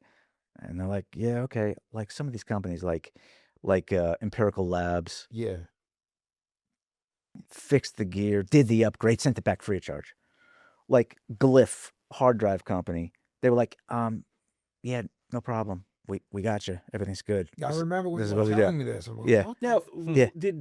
what else was in this space that you were in? Was it like a solo thing? Like There was a couple of businesses. There was like a gym on another floor. There were residences upstairs. It was like a mixed use building. So was That was everybody- probably illegal. was everybody now out front? Like what the fuck is happening? They weren't affected. It was just just the bottom. downstairs. Just the Oh my downstairs. God. Yeah, well, I would park and then walk downstairs. Right. So it wasn't a basement in theory because you know how hilly Yes. Manayunk Roxborough is. I don't know if you guys. The could front of compare it was to a place. subterranean. Right. The back of it was windows because it was Gotcha. like, Built like into a a hill. hill. Yeah. Right. The best way you could describe it is a mini East Coast San Fran. Sure. For people who don't know Right. Roxborough, Manayunk. It That's just would the- look exactly like that. You know. It was like, So if you lived up top on the top of the hills, you wouldn't get affected. If you lived at the bottom, you would. was You know, nuts. it's where OG's. It was walking distance Yeah. to OG's tattoo parlor. Gotcha. You know. so then that happened. 2 months to the day, I wind up at the spot I'm in currently. He gives me the address. I'm like, bro, I can be there in 10 minutes. Right. It happens to be like Right. even back. closer. Closer. Okay. Yeah. Yeah. So, So now the connection's even tighter. tighter. It's easier. Yeah, I mean, Like, we more got convenient. really I'm up and close. running 2 months of the day. Right. Most of my gear's okay. You know what I mean? Like whatever I Right. don't have, I guess I don't miss. You know Right. what I Right. mean? Right. Looking forward, like We it got is- super close during that record, though. Yeah. You know, I don't do it anymore. I would sit next to him at the board during all those sessions. And you know what I mean? And just like, Yeah, I was mixing with you guys in the room. yeah. Yeah. Yeah. And And then they'd I be go into the long booth mix and sessions. come out and sit with him, and then go into the booth and come out and sit Mm. with him. Yep. You know what I mean? It Yep. was just like brotherhood shit. You know Yep. what Yeah. I mean? And then, Stoop would have That's turned into a pretty pumpkin bad. at yeah, 6 because o'clock. we had to have these. This is everywhere, not just with Scott's, but it would be like Stoop turns into a pumpkin when the sun goes down. So I was like, Scott, you're a night owl like me. Can we like find some middle ground? Maybe like start the sessions at 6, because he's like, gotta leave at like 8. You're like, bro, what are you doing? You know what I mean? So I would come in when Stoop was leaving. So Stoop would just bring the beats then, because he like didn't know how to do anything. He's just like mashing buttons. So like he'd have to, you know, basically, you were taking them from ADATs, weren't you? At this point, Yeah. I don't think he ever brought the ASR. He only brought the ADAT. right? And wasn't you were using Pro Tools or Yes. something? And Stoop didn't have Pro Tools, so we're Yes. bringing ADATs, putting them into Pro Tools, which I had already lived through at Chung King. Right. Okay. I'm like, nah, don't do this to my mans. Like, this is my guy. Right. You know what I'm saying? Yeah. What about me to do? And I was like, Let's go. So I mean, that was all part of the process. Like that Right. wasn't any problem for me, but for him to sit through that was useless. Right. Right. yeah, there was, I mean, look, we've weeded out a lot of stuff. A lot of it's just been technological advances, you know what Sure. I mean? But I was also very much like, I got to be there at all times. I also didn't want, I was like, I don't want Scott to have to deal with the awkwardness of Stoop alone. You know what I mean? Okay. Of him just not saying anything for a couple hours. Right. You know what I mean? Right. Which, I mean, but so then what did we do? We made an entire record called Dutch together. right. Yeah. So I go, here's a good idea. My homegirl, my man was dating this girl who had a really dope, like original voice. And I was always in my head, like those interludes on JMT records would be ill if a girl was singing on them, but like for a whole album. And I'm like, Scott's a multi-instrumentalist, producer and writer and engineer. You know what I mean? Yeah. So I I drag him along for that. And he wants his brain to explode after that too. Always dragging him into To your shenanigans. to my shenanigans. Yeah. And which was, just the stories that came out of that record are, a whole episode. Whole episode, right? Oh, There could be a Dutch episode. So moving into the new studio kind of was the beginning of what it is now, I guess. Right? Yeah, it's 21 years now, man, since that happened. Think about that. But what's the routine now? Yeah. What is the process of you two? Like, it's a standing. Yeah, it's a standing thing. Well, have we ever told the audience like kind of how you work, how it's methodical and I don't know. I don't know if we have. if you're not, are you? No, yeah. of course. But Scott is equally as methodical. And Right. we work very, very similar ways. It's like block time. Where, I got to do this. Like writer's block doesn't exist in our world. I mean, it does, but you just Right. go, well, I got to figure out a way to fight through it. And even if it's work that's not, maybe I'll get the busy work done. it's and busy done work that. then. Oh, I got to drag all these tracks, or I got to send this to this company, for this thing. Then I'll do that because nothing's coming out creatively. So I got to go, all right, well, then I'll listen to mad beats then because I'm stuck. Right. But you have, we both So have it's a this- weekly appointment. Yeah, 21 years. I don't like the word appointment. Neither do I. It's a 21-year running. That doesn't sound. Sounds like a artistic. doctor I'll see or I'll dentist. see it. Ugh. We worked from basically 8 p.m. until the sun came up. And we were both like, we're running ourselves ragged. Not like we couldn't continue to do it, but like, maybe 3 or 4 of these hours are us being like out of it. Right. In one night. In 3 one or 4 night. hours. Maybe we could trim the fat. Yeah. Scott was like, how's like 9 to 3 to you? You know what I mean? I was like, that sounds good. You know what I I mean? mean, there were days we were walking out of there, it was the sun coming up. No, it was legit people going to work. Yeah. Right. For a couple years, more than a couple years. Like we're going home in rush hour traffic. Nowadays, do you ever have like a session that you guys are just, you go till the We'll go morning? past 3 a little. If it needs to be, but Yeah. it's more like, you have to get this done. And Scott will go, I'll work 20 hours with you if it has Oh, to get yeah. done. Scott will do anything that it takes. We've just worked it out where we so understand each other's timing, where it's like, it's all, there's so much to the process where it's like, there's times when we need to go, I might have to do 6 verses tonight. Then there's other times where we'll watch a Mike McCallum fight and bust each other's balls, and I'll do 1 verse, and it's like there's still shit getting done. Or I'll be flying in features. Flying something into a session, or we go, oh, we were listening to, I don't want to give it away yet, but we were listening to, someone said Vinnie a bunch of times, and we were listening to this tape I had of him. That one's dope. That was dope to sample. You know what I Right, mean? yeah. That was just, that wouldn't look like work to someone because they don't understand what's going on. But if it's going to be, It's going to be real ill at some point. part of the building block, which Correct. creates an album. Yeah. So it's very So difficult. the next time we actually do it, we know, beep, beep, beep, Yeah. chop it up. So if you just came in for a session, you'd be like, yo, you guys have like the funnest job ever. We do. But they don't always catch the times where I'm going, motherfucker, in the mic booth because I said something wrong and I can't psilocybin was what I was trying to say this word. And I Yeah. kept stammering on psilocybin. Rolls right off the tongue. Right off the Why don't tongue. you put it in a rhyme? Right. So I'm you fucking cocksucker, motherfucker, which he's recording. Right. You know what I mean? So, yeah. To be a B-side meltdown. And you bring your Put that record trusty out. thumb drive from like I bring my 2010. trusty thumb I've drive. got all the outtakes. There's Outtakes and meltdowns. Yeah. there's I've got the MTV impromptu News. R&B ballads that happen. The R&B ballad. Yeah. My thumb drive with MTV News from Yeah, 1991. you guys see this TV. thumb drive, man. Just Kurt Loder going nuts. Yeah, He's got everything on it. Tavis Soren, It's just Kurt every Loder, type of media Soren. that you can imagine. Kennedy. Yeah. Politicians. blowing remember up their Hanging with brains. MTV? Yeah. All of them. You found them and recorded them Yeah, I ripped. It's in my bag right now. for what? Inspiration, nostalgia. No, that It's nostalgic everything from feeling. music videos to, I hate not feeling like it's not 93, and I know it's not. I want it to be, so I make it as much as I can be. If we could be recording on a Tascam tape there, I would, Right. to make it all like that. But Scott has it. It's so comfortable in there, man. It's like the place I'm at the most and love the most, other than what you call home. Right. It certainly is second home. Like, I can't describe why.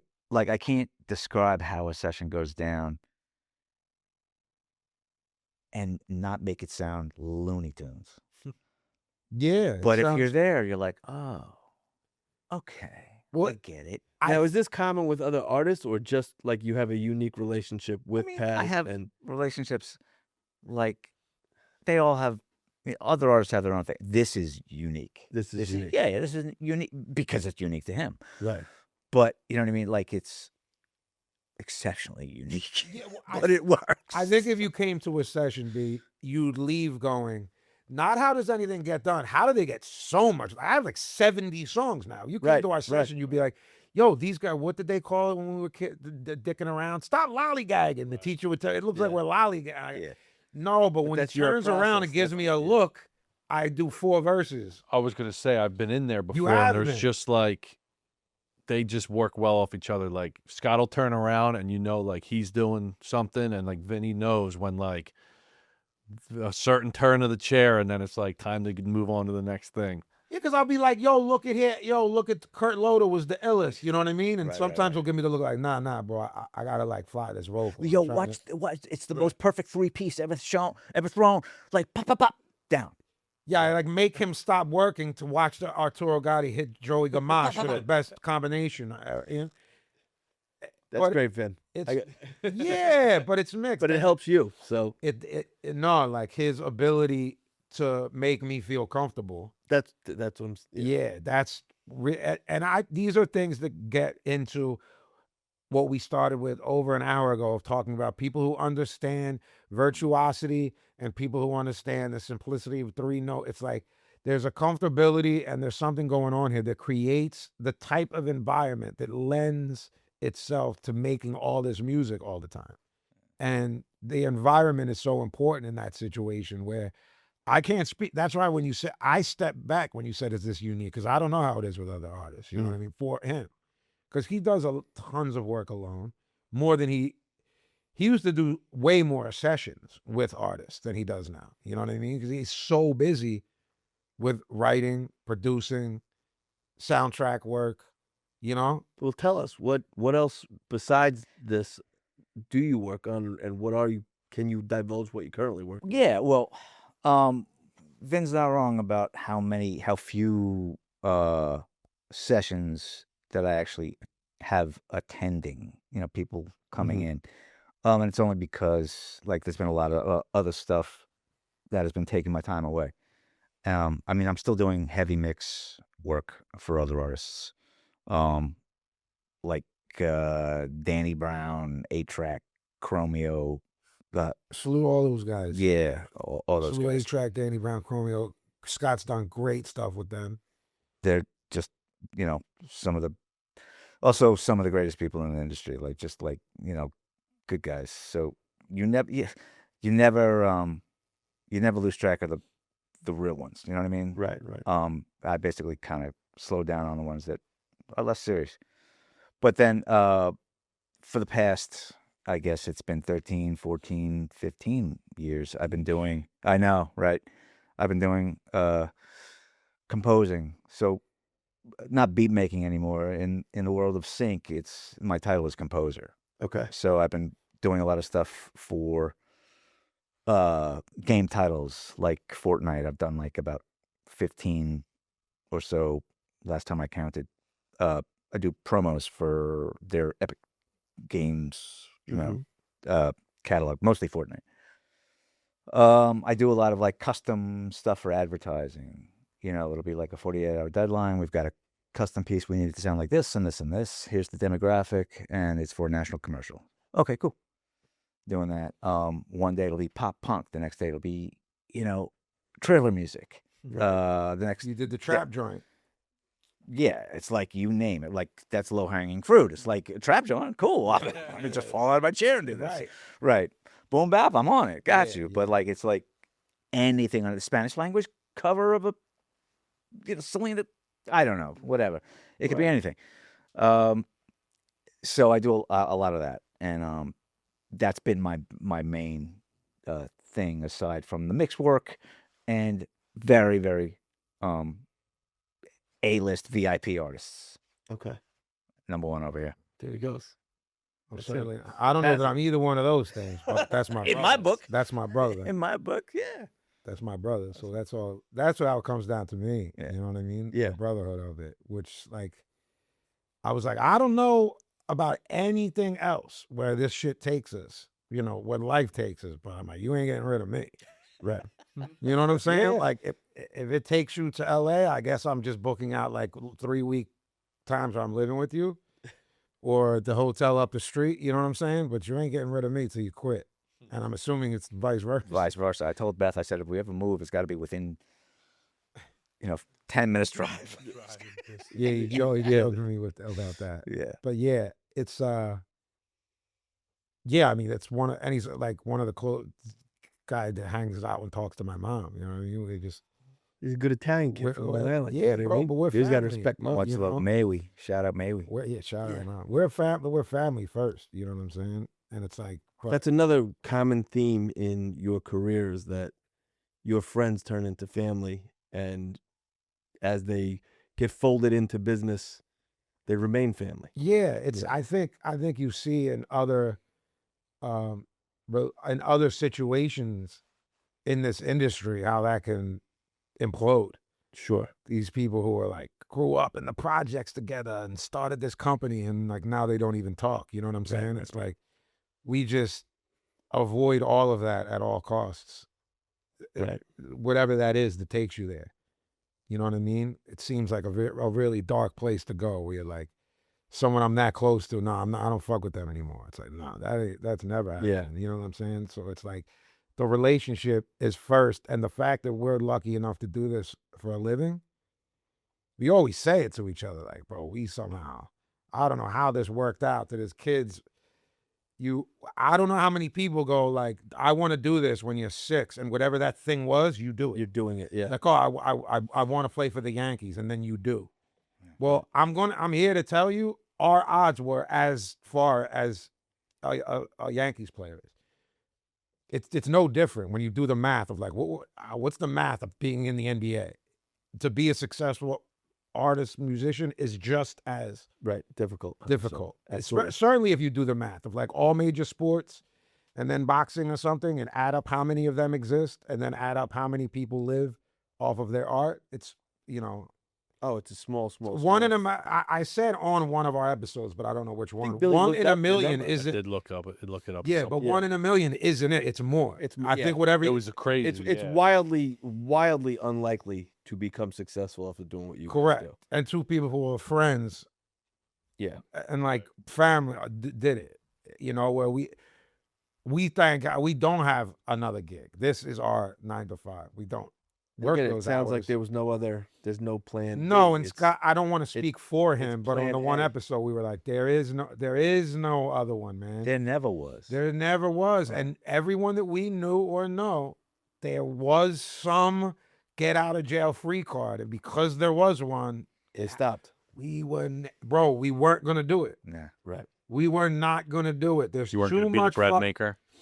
A what? What did you? I'm gonna be the bread maker. No, making No bread. disrespect Yeah. to bread makers. No, That's And my father another was tough gig. the best. but there was too much of like we can't be a part of that machine, especially with the politics that Scott was raised with and still holds today, and the way his mom raised him, and having a mom that's an artist and successful was huge too. Because Scott's mom's punk rock, bro. Like does her own. She's still having successful art shows now. So it's like you learn from a strong mom. You're like, no. I'm not Yeah. being part of this shit. I can't. Well, if you're it's- born into the counterculture, it's all you know. yeah, Yeah, man. it's like and that you're talking indie square ethos. peg, Yeah. square peg, round hole. I can't fit into that, bro. I can't.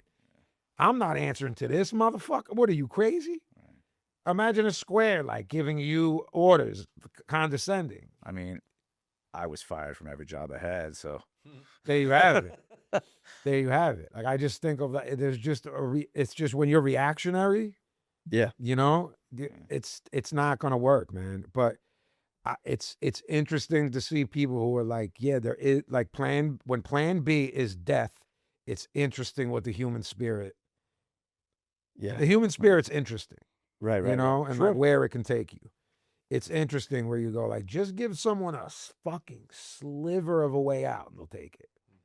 A Well, sliver. it's the well traveled. The Right. well-traveled road. Exactly. Yeah, we were like, no, road less traveled. Yeah. I don't know how it's going to work. You heard the stories of being like, I'm picking up playing with a reggae band, but I got the roads thing. I was in high culture. Then we got a deal. Bro, some people go like, the deal didn't work. I'm out of here. Pack this Well, up it- and going it- back to college and getting that To thing. have the resilience to deal with the disappointment of the deal not Correct. working and the hopes of we've made it, and then to have it sort of not touching it and then it's gone. And then You it's can't- gone you that can't- quick. And no disrespect to them because he still has love for them, but nobody's making music from that band now. You know what I mean? And nobody with me back then Right. is, you know, Yeah. did it to the point where it was like, no, this or death. Right. You know what I'm saying? I'm not saying people didn't try, and neither is Scott. No, people we know gave it the old college try. Right. The old college try was not ours. Is like, we'll kill somebody if we had to get Right. there. Like someone will die, Or we'll die. we'll die. Right. I'll die trying. You know, there's Yeah. something to be said of that. Ours wasn't get rich or die trying. It was like win or die trying, or Right. success or die trying. Or this is our life. Sustainability. or like Sustainability, livelihood. counterculture shit. Having enough of a good result after working your ass off to just get a glimmer of hope to keep going and keep doing going. it again. And You know being what crazy enough. I mean? Yeah. And Delusion. being batshit enough. I think We to- always to say, pursue a business in any business, if you're doing it on your own, you have to Have to be. you got to be crazy. we Yeah, take gotta be pride in not being delusional. But one time I said to you, we had to be delusional on some level to think this would work. We're definitely not now. We're not those dudes like these rappers on IG that you're like, yo, this guy's cooked. He doesn't even know what reality is. Right. But there had to be Just some dropped level- another classic. Right, yeah, that, you know, we saw that. My 10th classic in a row. I'm like, you don't have one You classic. don't have, yeah. You don't even know what classic means. Yeah, you don't know what that means. So, but we had to have some at least delusion of we can sustain this. Well, I mean, I think to your point about that, it's I'm going to make something that I think people will like. Yeah. Have the confidence, and again, you one of the most humble people I've ever met. But in that instance, to put that out, the lack of humility to say, look, here it is. Take it. Do what you will with it. I think you're gonna like it. Actually, in fact, I know you're gonna like it. Yeah, This is this thing that we do it weekly on this show. yeah. That we think people are gonna like this. right. Hearing me and you talk. Sure, there has delusion in that. There It's is a different delusion in that. kind. Right. Right. It's not obnoxious like a rapper saying he made a classic, but there has to be delusion. Well, I mean, again, we can relate this to anything. Your father, the bread maker, Yeah, right? Like, I'm going to create this thing that those people are all going to like, Yeah. you know? And someone showed me how to do this, maybe, or we all pulled influence, and this is what we think is good. But until you put that thing out there, until you take that bread out of the oven and you give it to someone, you're not going to know if they're going to. You're going to hope Billy they and like Ace it. were fresh. Yeah. Billy and Ace were fresh out of college. Like, we're gonna start our own business. I'm like, you idiots! Do you know what the failure rate is Right. on this. I mean, that's another. That's But it's we could not do a story delusional on Billy. obnoxious. It's like we don't know any better. Right. It's, There was, like you said, isn't there hubris. was no like. it's not. We worked hubris. like jobs like that were Yeah. done, but we were like we're just gonna quit these when we get to a certain point. We That's never had a exactly what fallback. happened. Right. Yeah. But again, it wasn't hubris, or it wasn't. Oh, we're the greatest. We're like, no, we'll just do it. You're so too dumb. I was just too dumb to know any better. Right. Rather than, oh, I thought I was the shit or I rhymed better. I was just too dumb to be like, I thought it was a logical thing to be like, I'll just die or rap. That just seemed logical to me. It's fucking illogical as fuck. Right. I just And then to thought, continue doing it over. And, yeah, until it becomes this thing, the 10,000 hours thing, where you go, oh, well, now I've talked this into existence. Right. Right.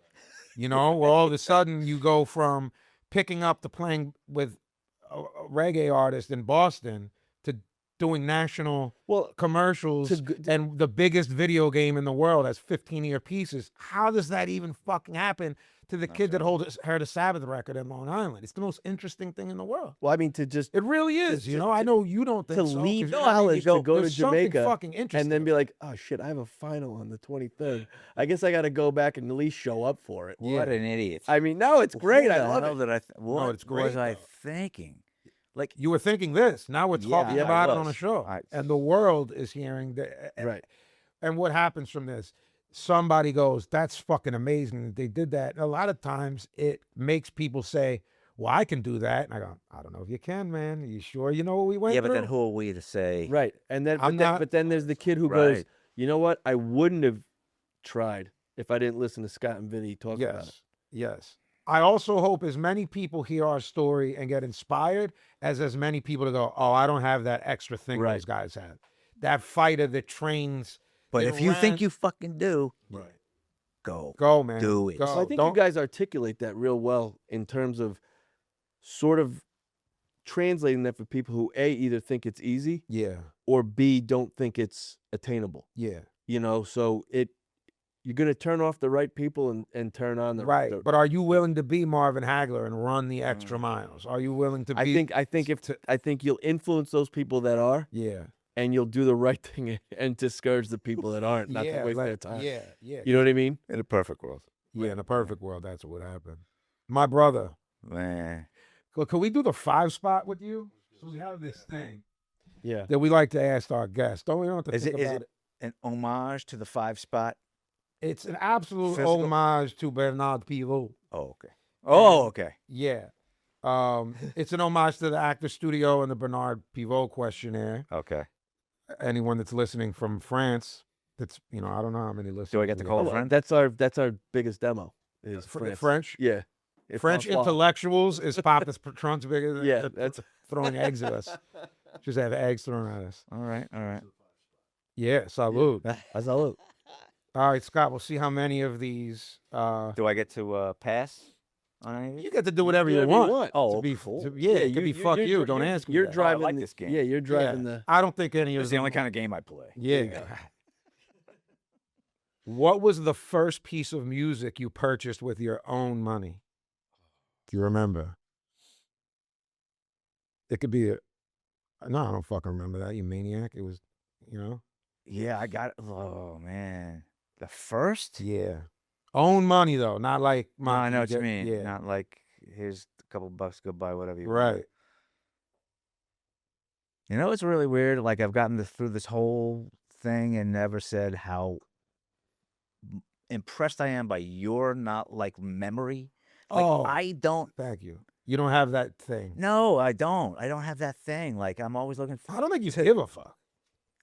I guess I don't. I don't Like, think I'm you always give a looking fuck. forward. Like, I don't You go. care You are. about this is literally the first time I've talked about 90% of the things I talked about today, and you can attest to that. Have you ever heard me talk? No, about that's why they I don't pressed talk- me I- when they were like, "Well, can you get him to Yes, come I didn't on?" know was like, know how you guys met. he's like, he'll do it for me, but he don't want to. He doesn't want to talk about himself. But I was like, if last we time make I it, did something like this, he had to get me liquored up. yeah. But I knew if we made it comfortable enough, you'd feel comfortable. Yeah. It was just like us talking at the studio because Yeah. you So weave I a don't- good I- yarn. The first thing I ever bought with my own money, that's really hard. What was there an instrument or A piece of music. Yeah, you yeah, said. dude. How was that? Was it the Rhodes? Oh. Oh Do god. you remember the first piece of No, equipment you like bought? literally the first thing I ever bought was probably a freaking toy guitar that I saw when I was a kid Dope. because I was like, oh, I want to play. I want to play guitar, Dope. and I thought this was a legit guitar. I'm gonna buy this thing, and I think it had 5 strings or something. I don't even think it was.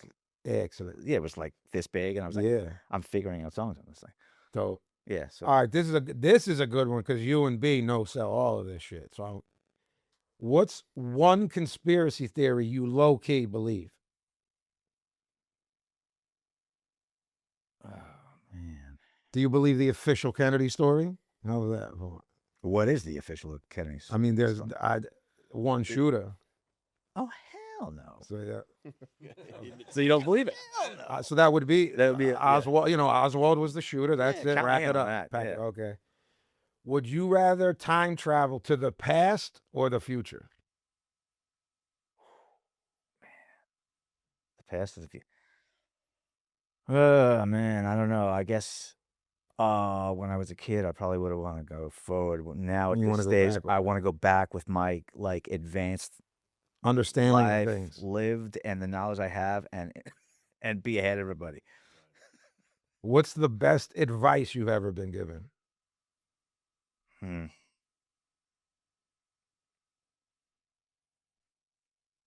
Pretty much just do it.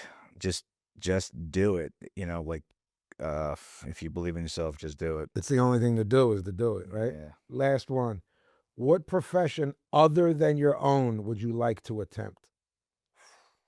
Like realistically, Yeah, like you're. Yeah, yeah. That's You're- a well, no, total- whatever yeah, you, however. yeah. No, it could be unrealistic. Yeah, you could be like, I want to be an astronaut. Yeah. Well, I mean, professional footballer comes to mind. Yeah, you love footy. I Yeah, do. I love footy. I guess, yeah, something along that lines. Something along those lines. playing Premier League footy. Yeah, I'd be happy with City. City sure. hour. All right. Thank you so much, Thank my you, brother. Scott. Yeah, Yeah. thank we you, appreciate guys. you. Thank you, guys. Appreciate you. My Pop brother. the Trunk, episode 9 was this? 9. Billy, say goodnight. You want to tell where everyone can reach you at? Oh first? yeah, Scott. Where can they find you if they're interested in what you're on the IG? Or the, Yeah, IG. I think I'm at Scott Stallone on literally every whatever platform I have. at ScottStallone.com or is it Yes, it's SoundSound.com? www.scottsstallone.com. Yeah, B. hit me. At the Yeah, see how it's done, Billy? It's pretty good. Yeah. How about calling it what it is? It was How's that? taken. Oh, is that what it is? No. Wasn't Pop the Trunk taken? Yes. Yeah. Stop the madness. Probably could have bought it from someone. But anyway, at the Killer B24 on Twitter, at Brendan Long KEOTB on IG. Billy, our email. It's mailbag at popthetrunkpod.com. Scott, Easy. will you be writing hate mail at Brendan like this guy that hates Brendan and keep it writing? He has. I think that's a great twist. Oh, like it's just like get, fantastic. I'm a fan of the guy. yeah, like I want to. I want to like. I hope dress he like him personally. Yes. and have him. Big fan of the guy. I want to have hate him on me. the show. I'm I like hope he, jealous like- of the hate you get from him. calls you out for like something you're wearing or I love it. something. Mm-hmm. Bring Now it. that we're in the studio. I am at BoxcutterPazzi on the IG, at Vinny_Paz on the Twitter, jmtstore.com for all things musical and merch. We are Pop the Trunk. This is Billy, and he's about to say goodnight. Good night, Billy.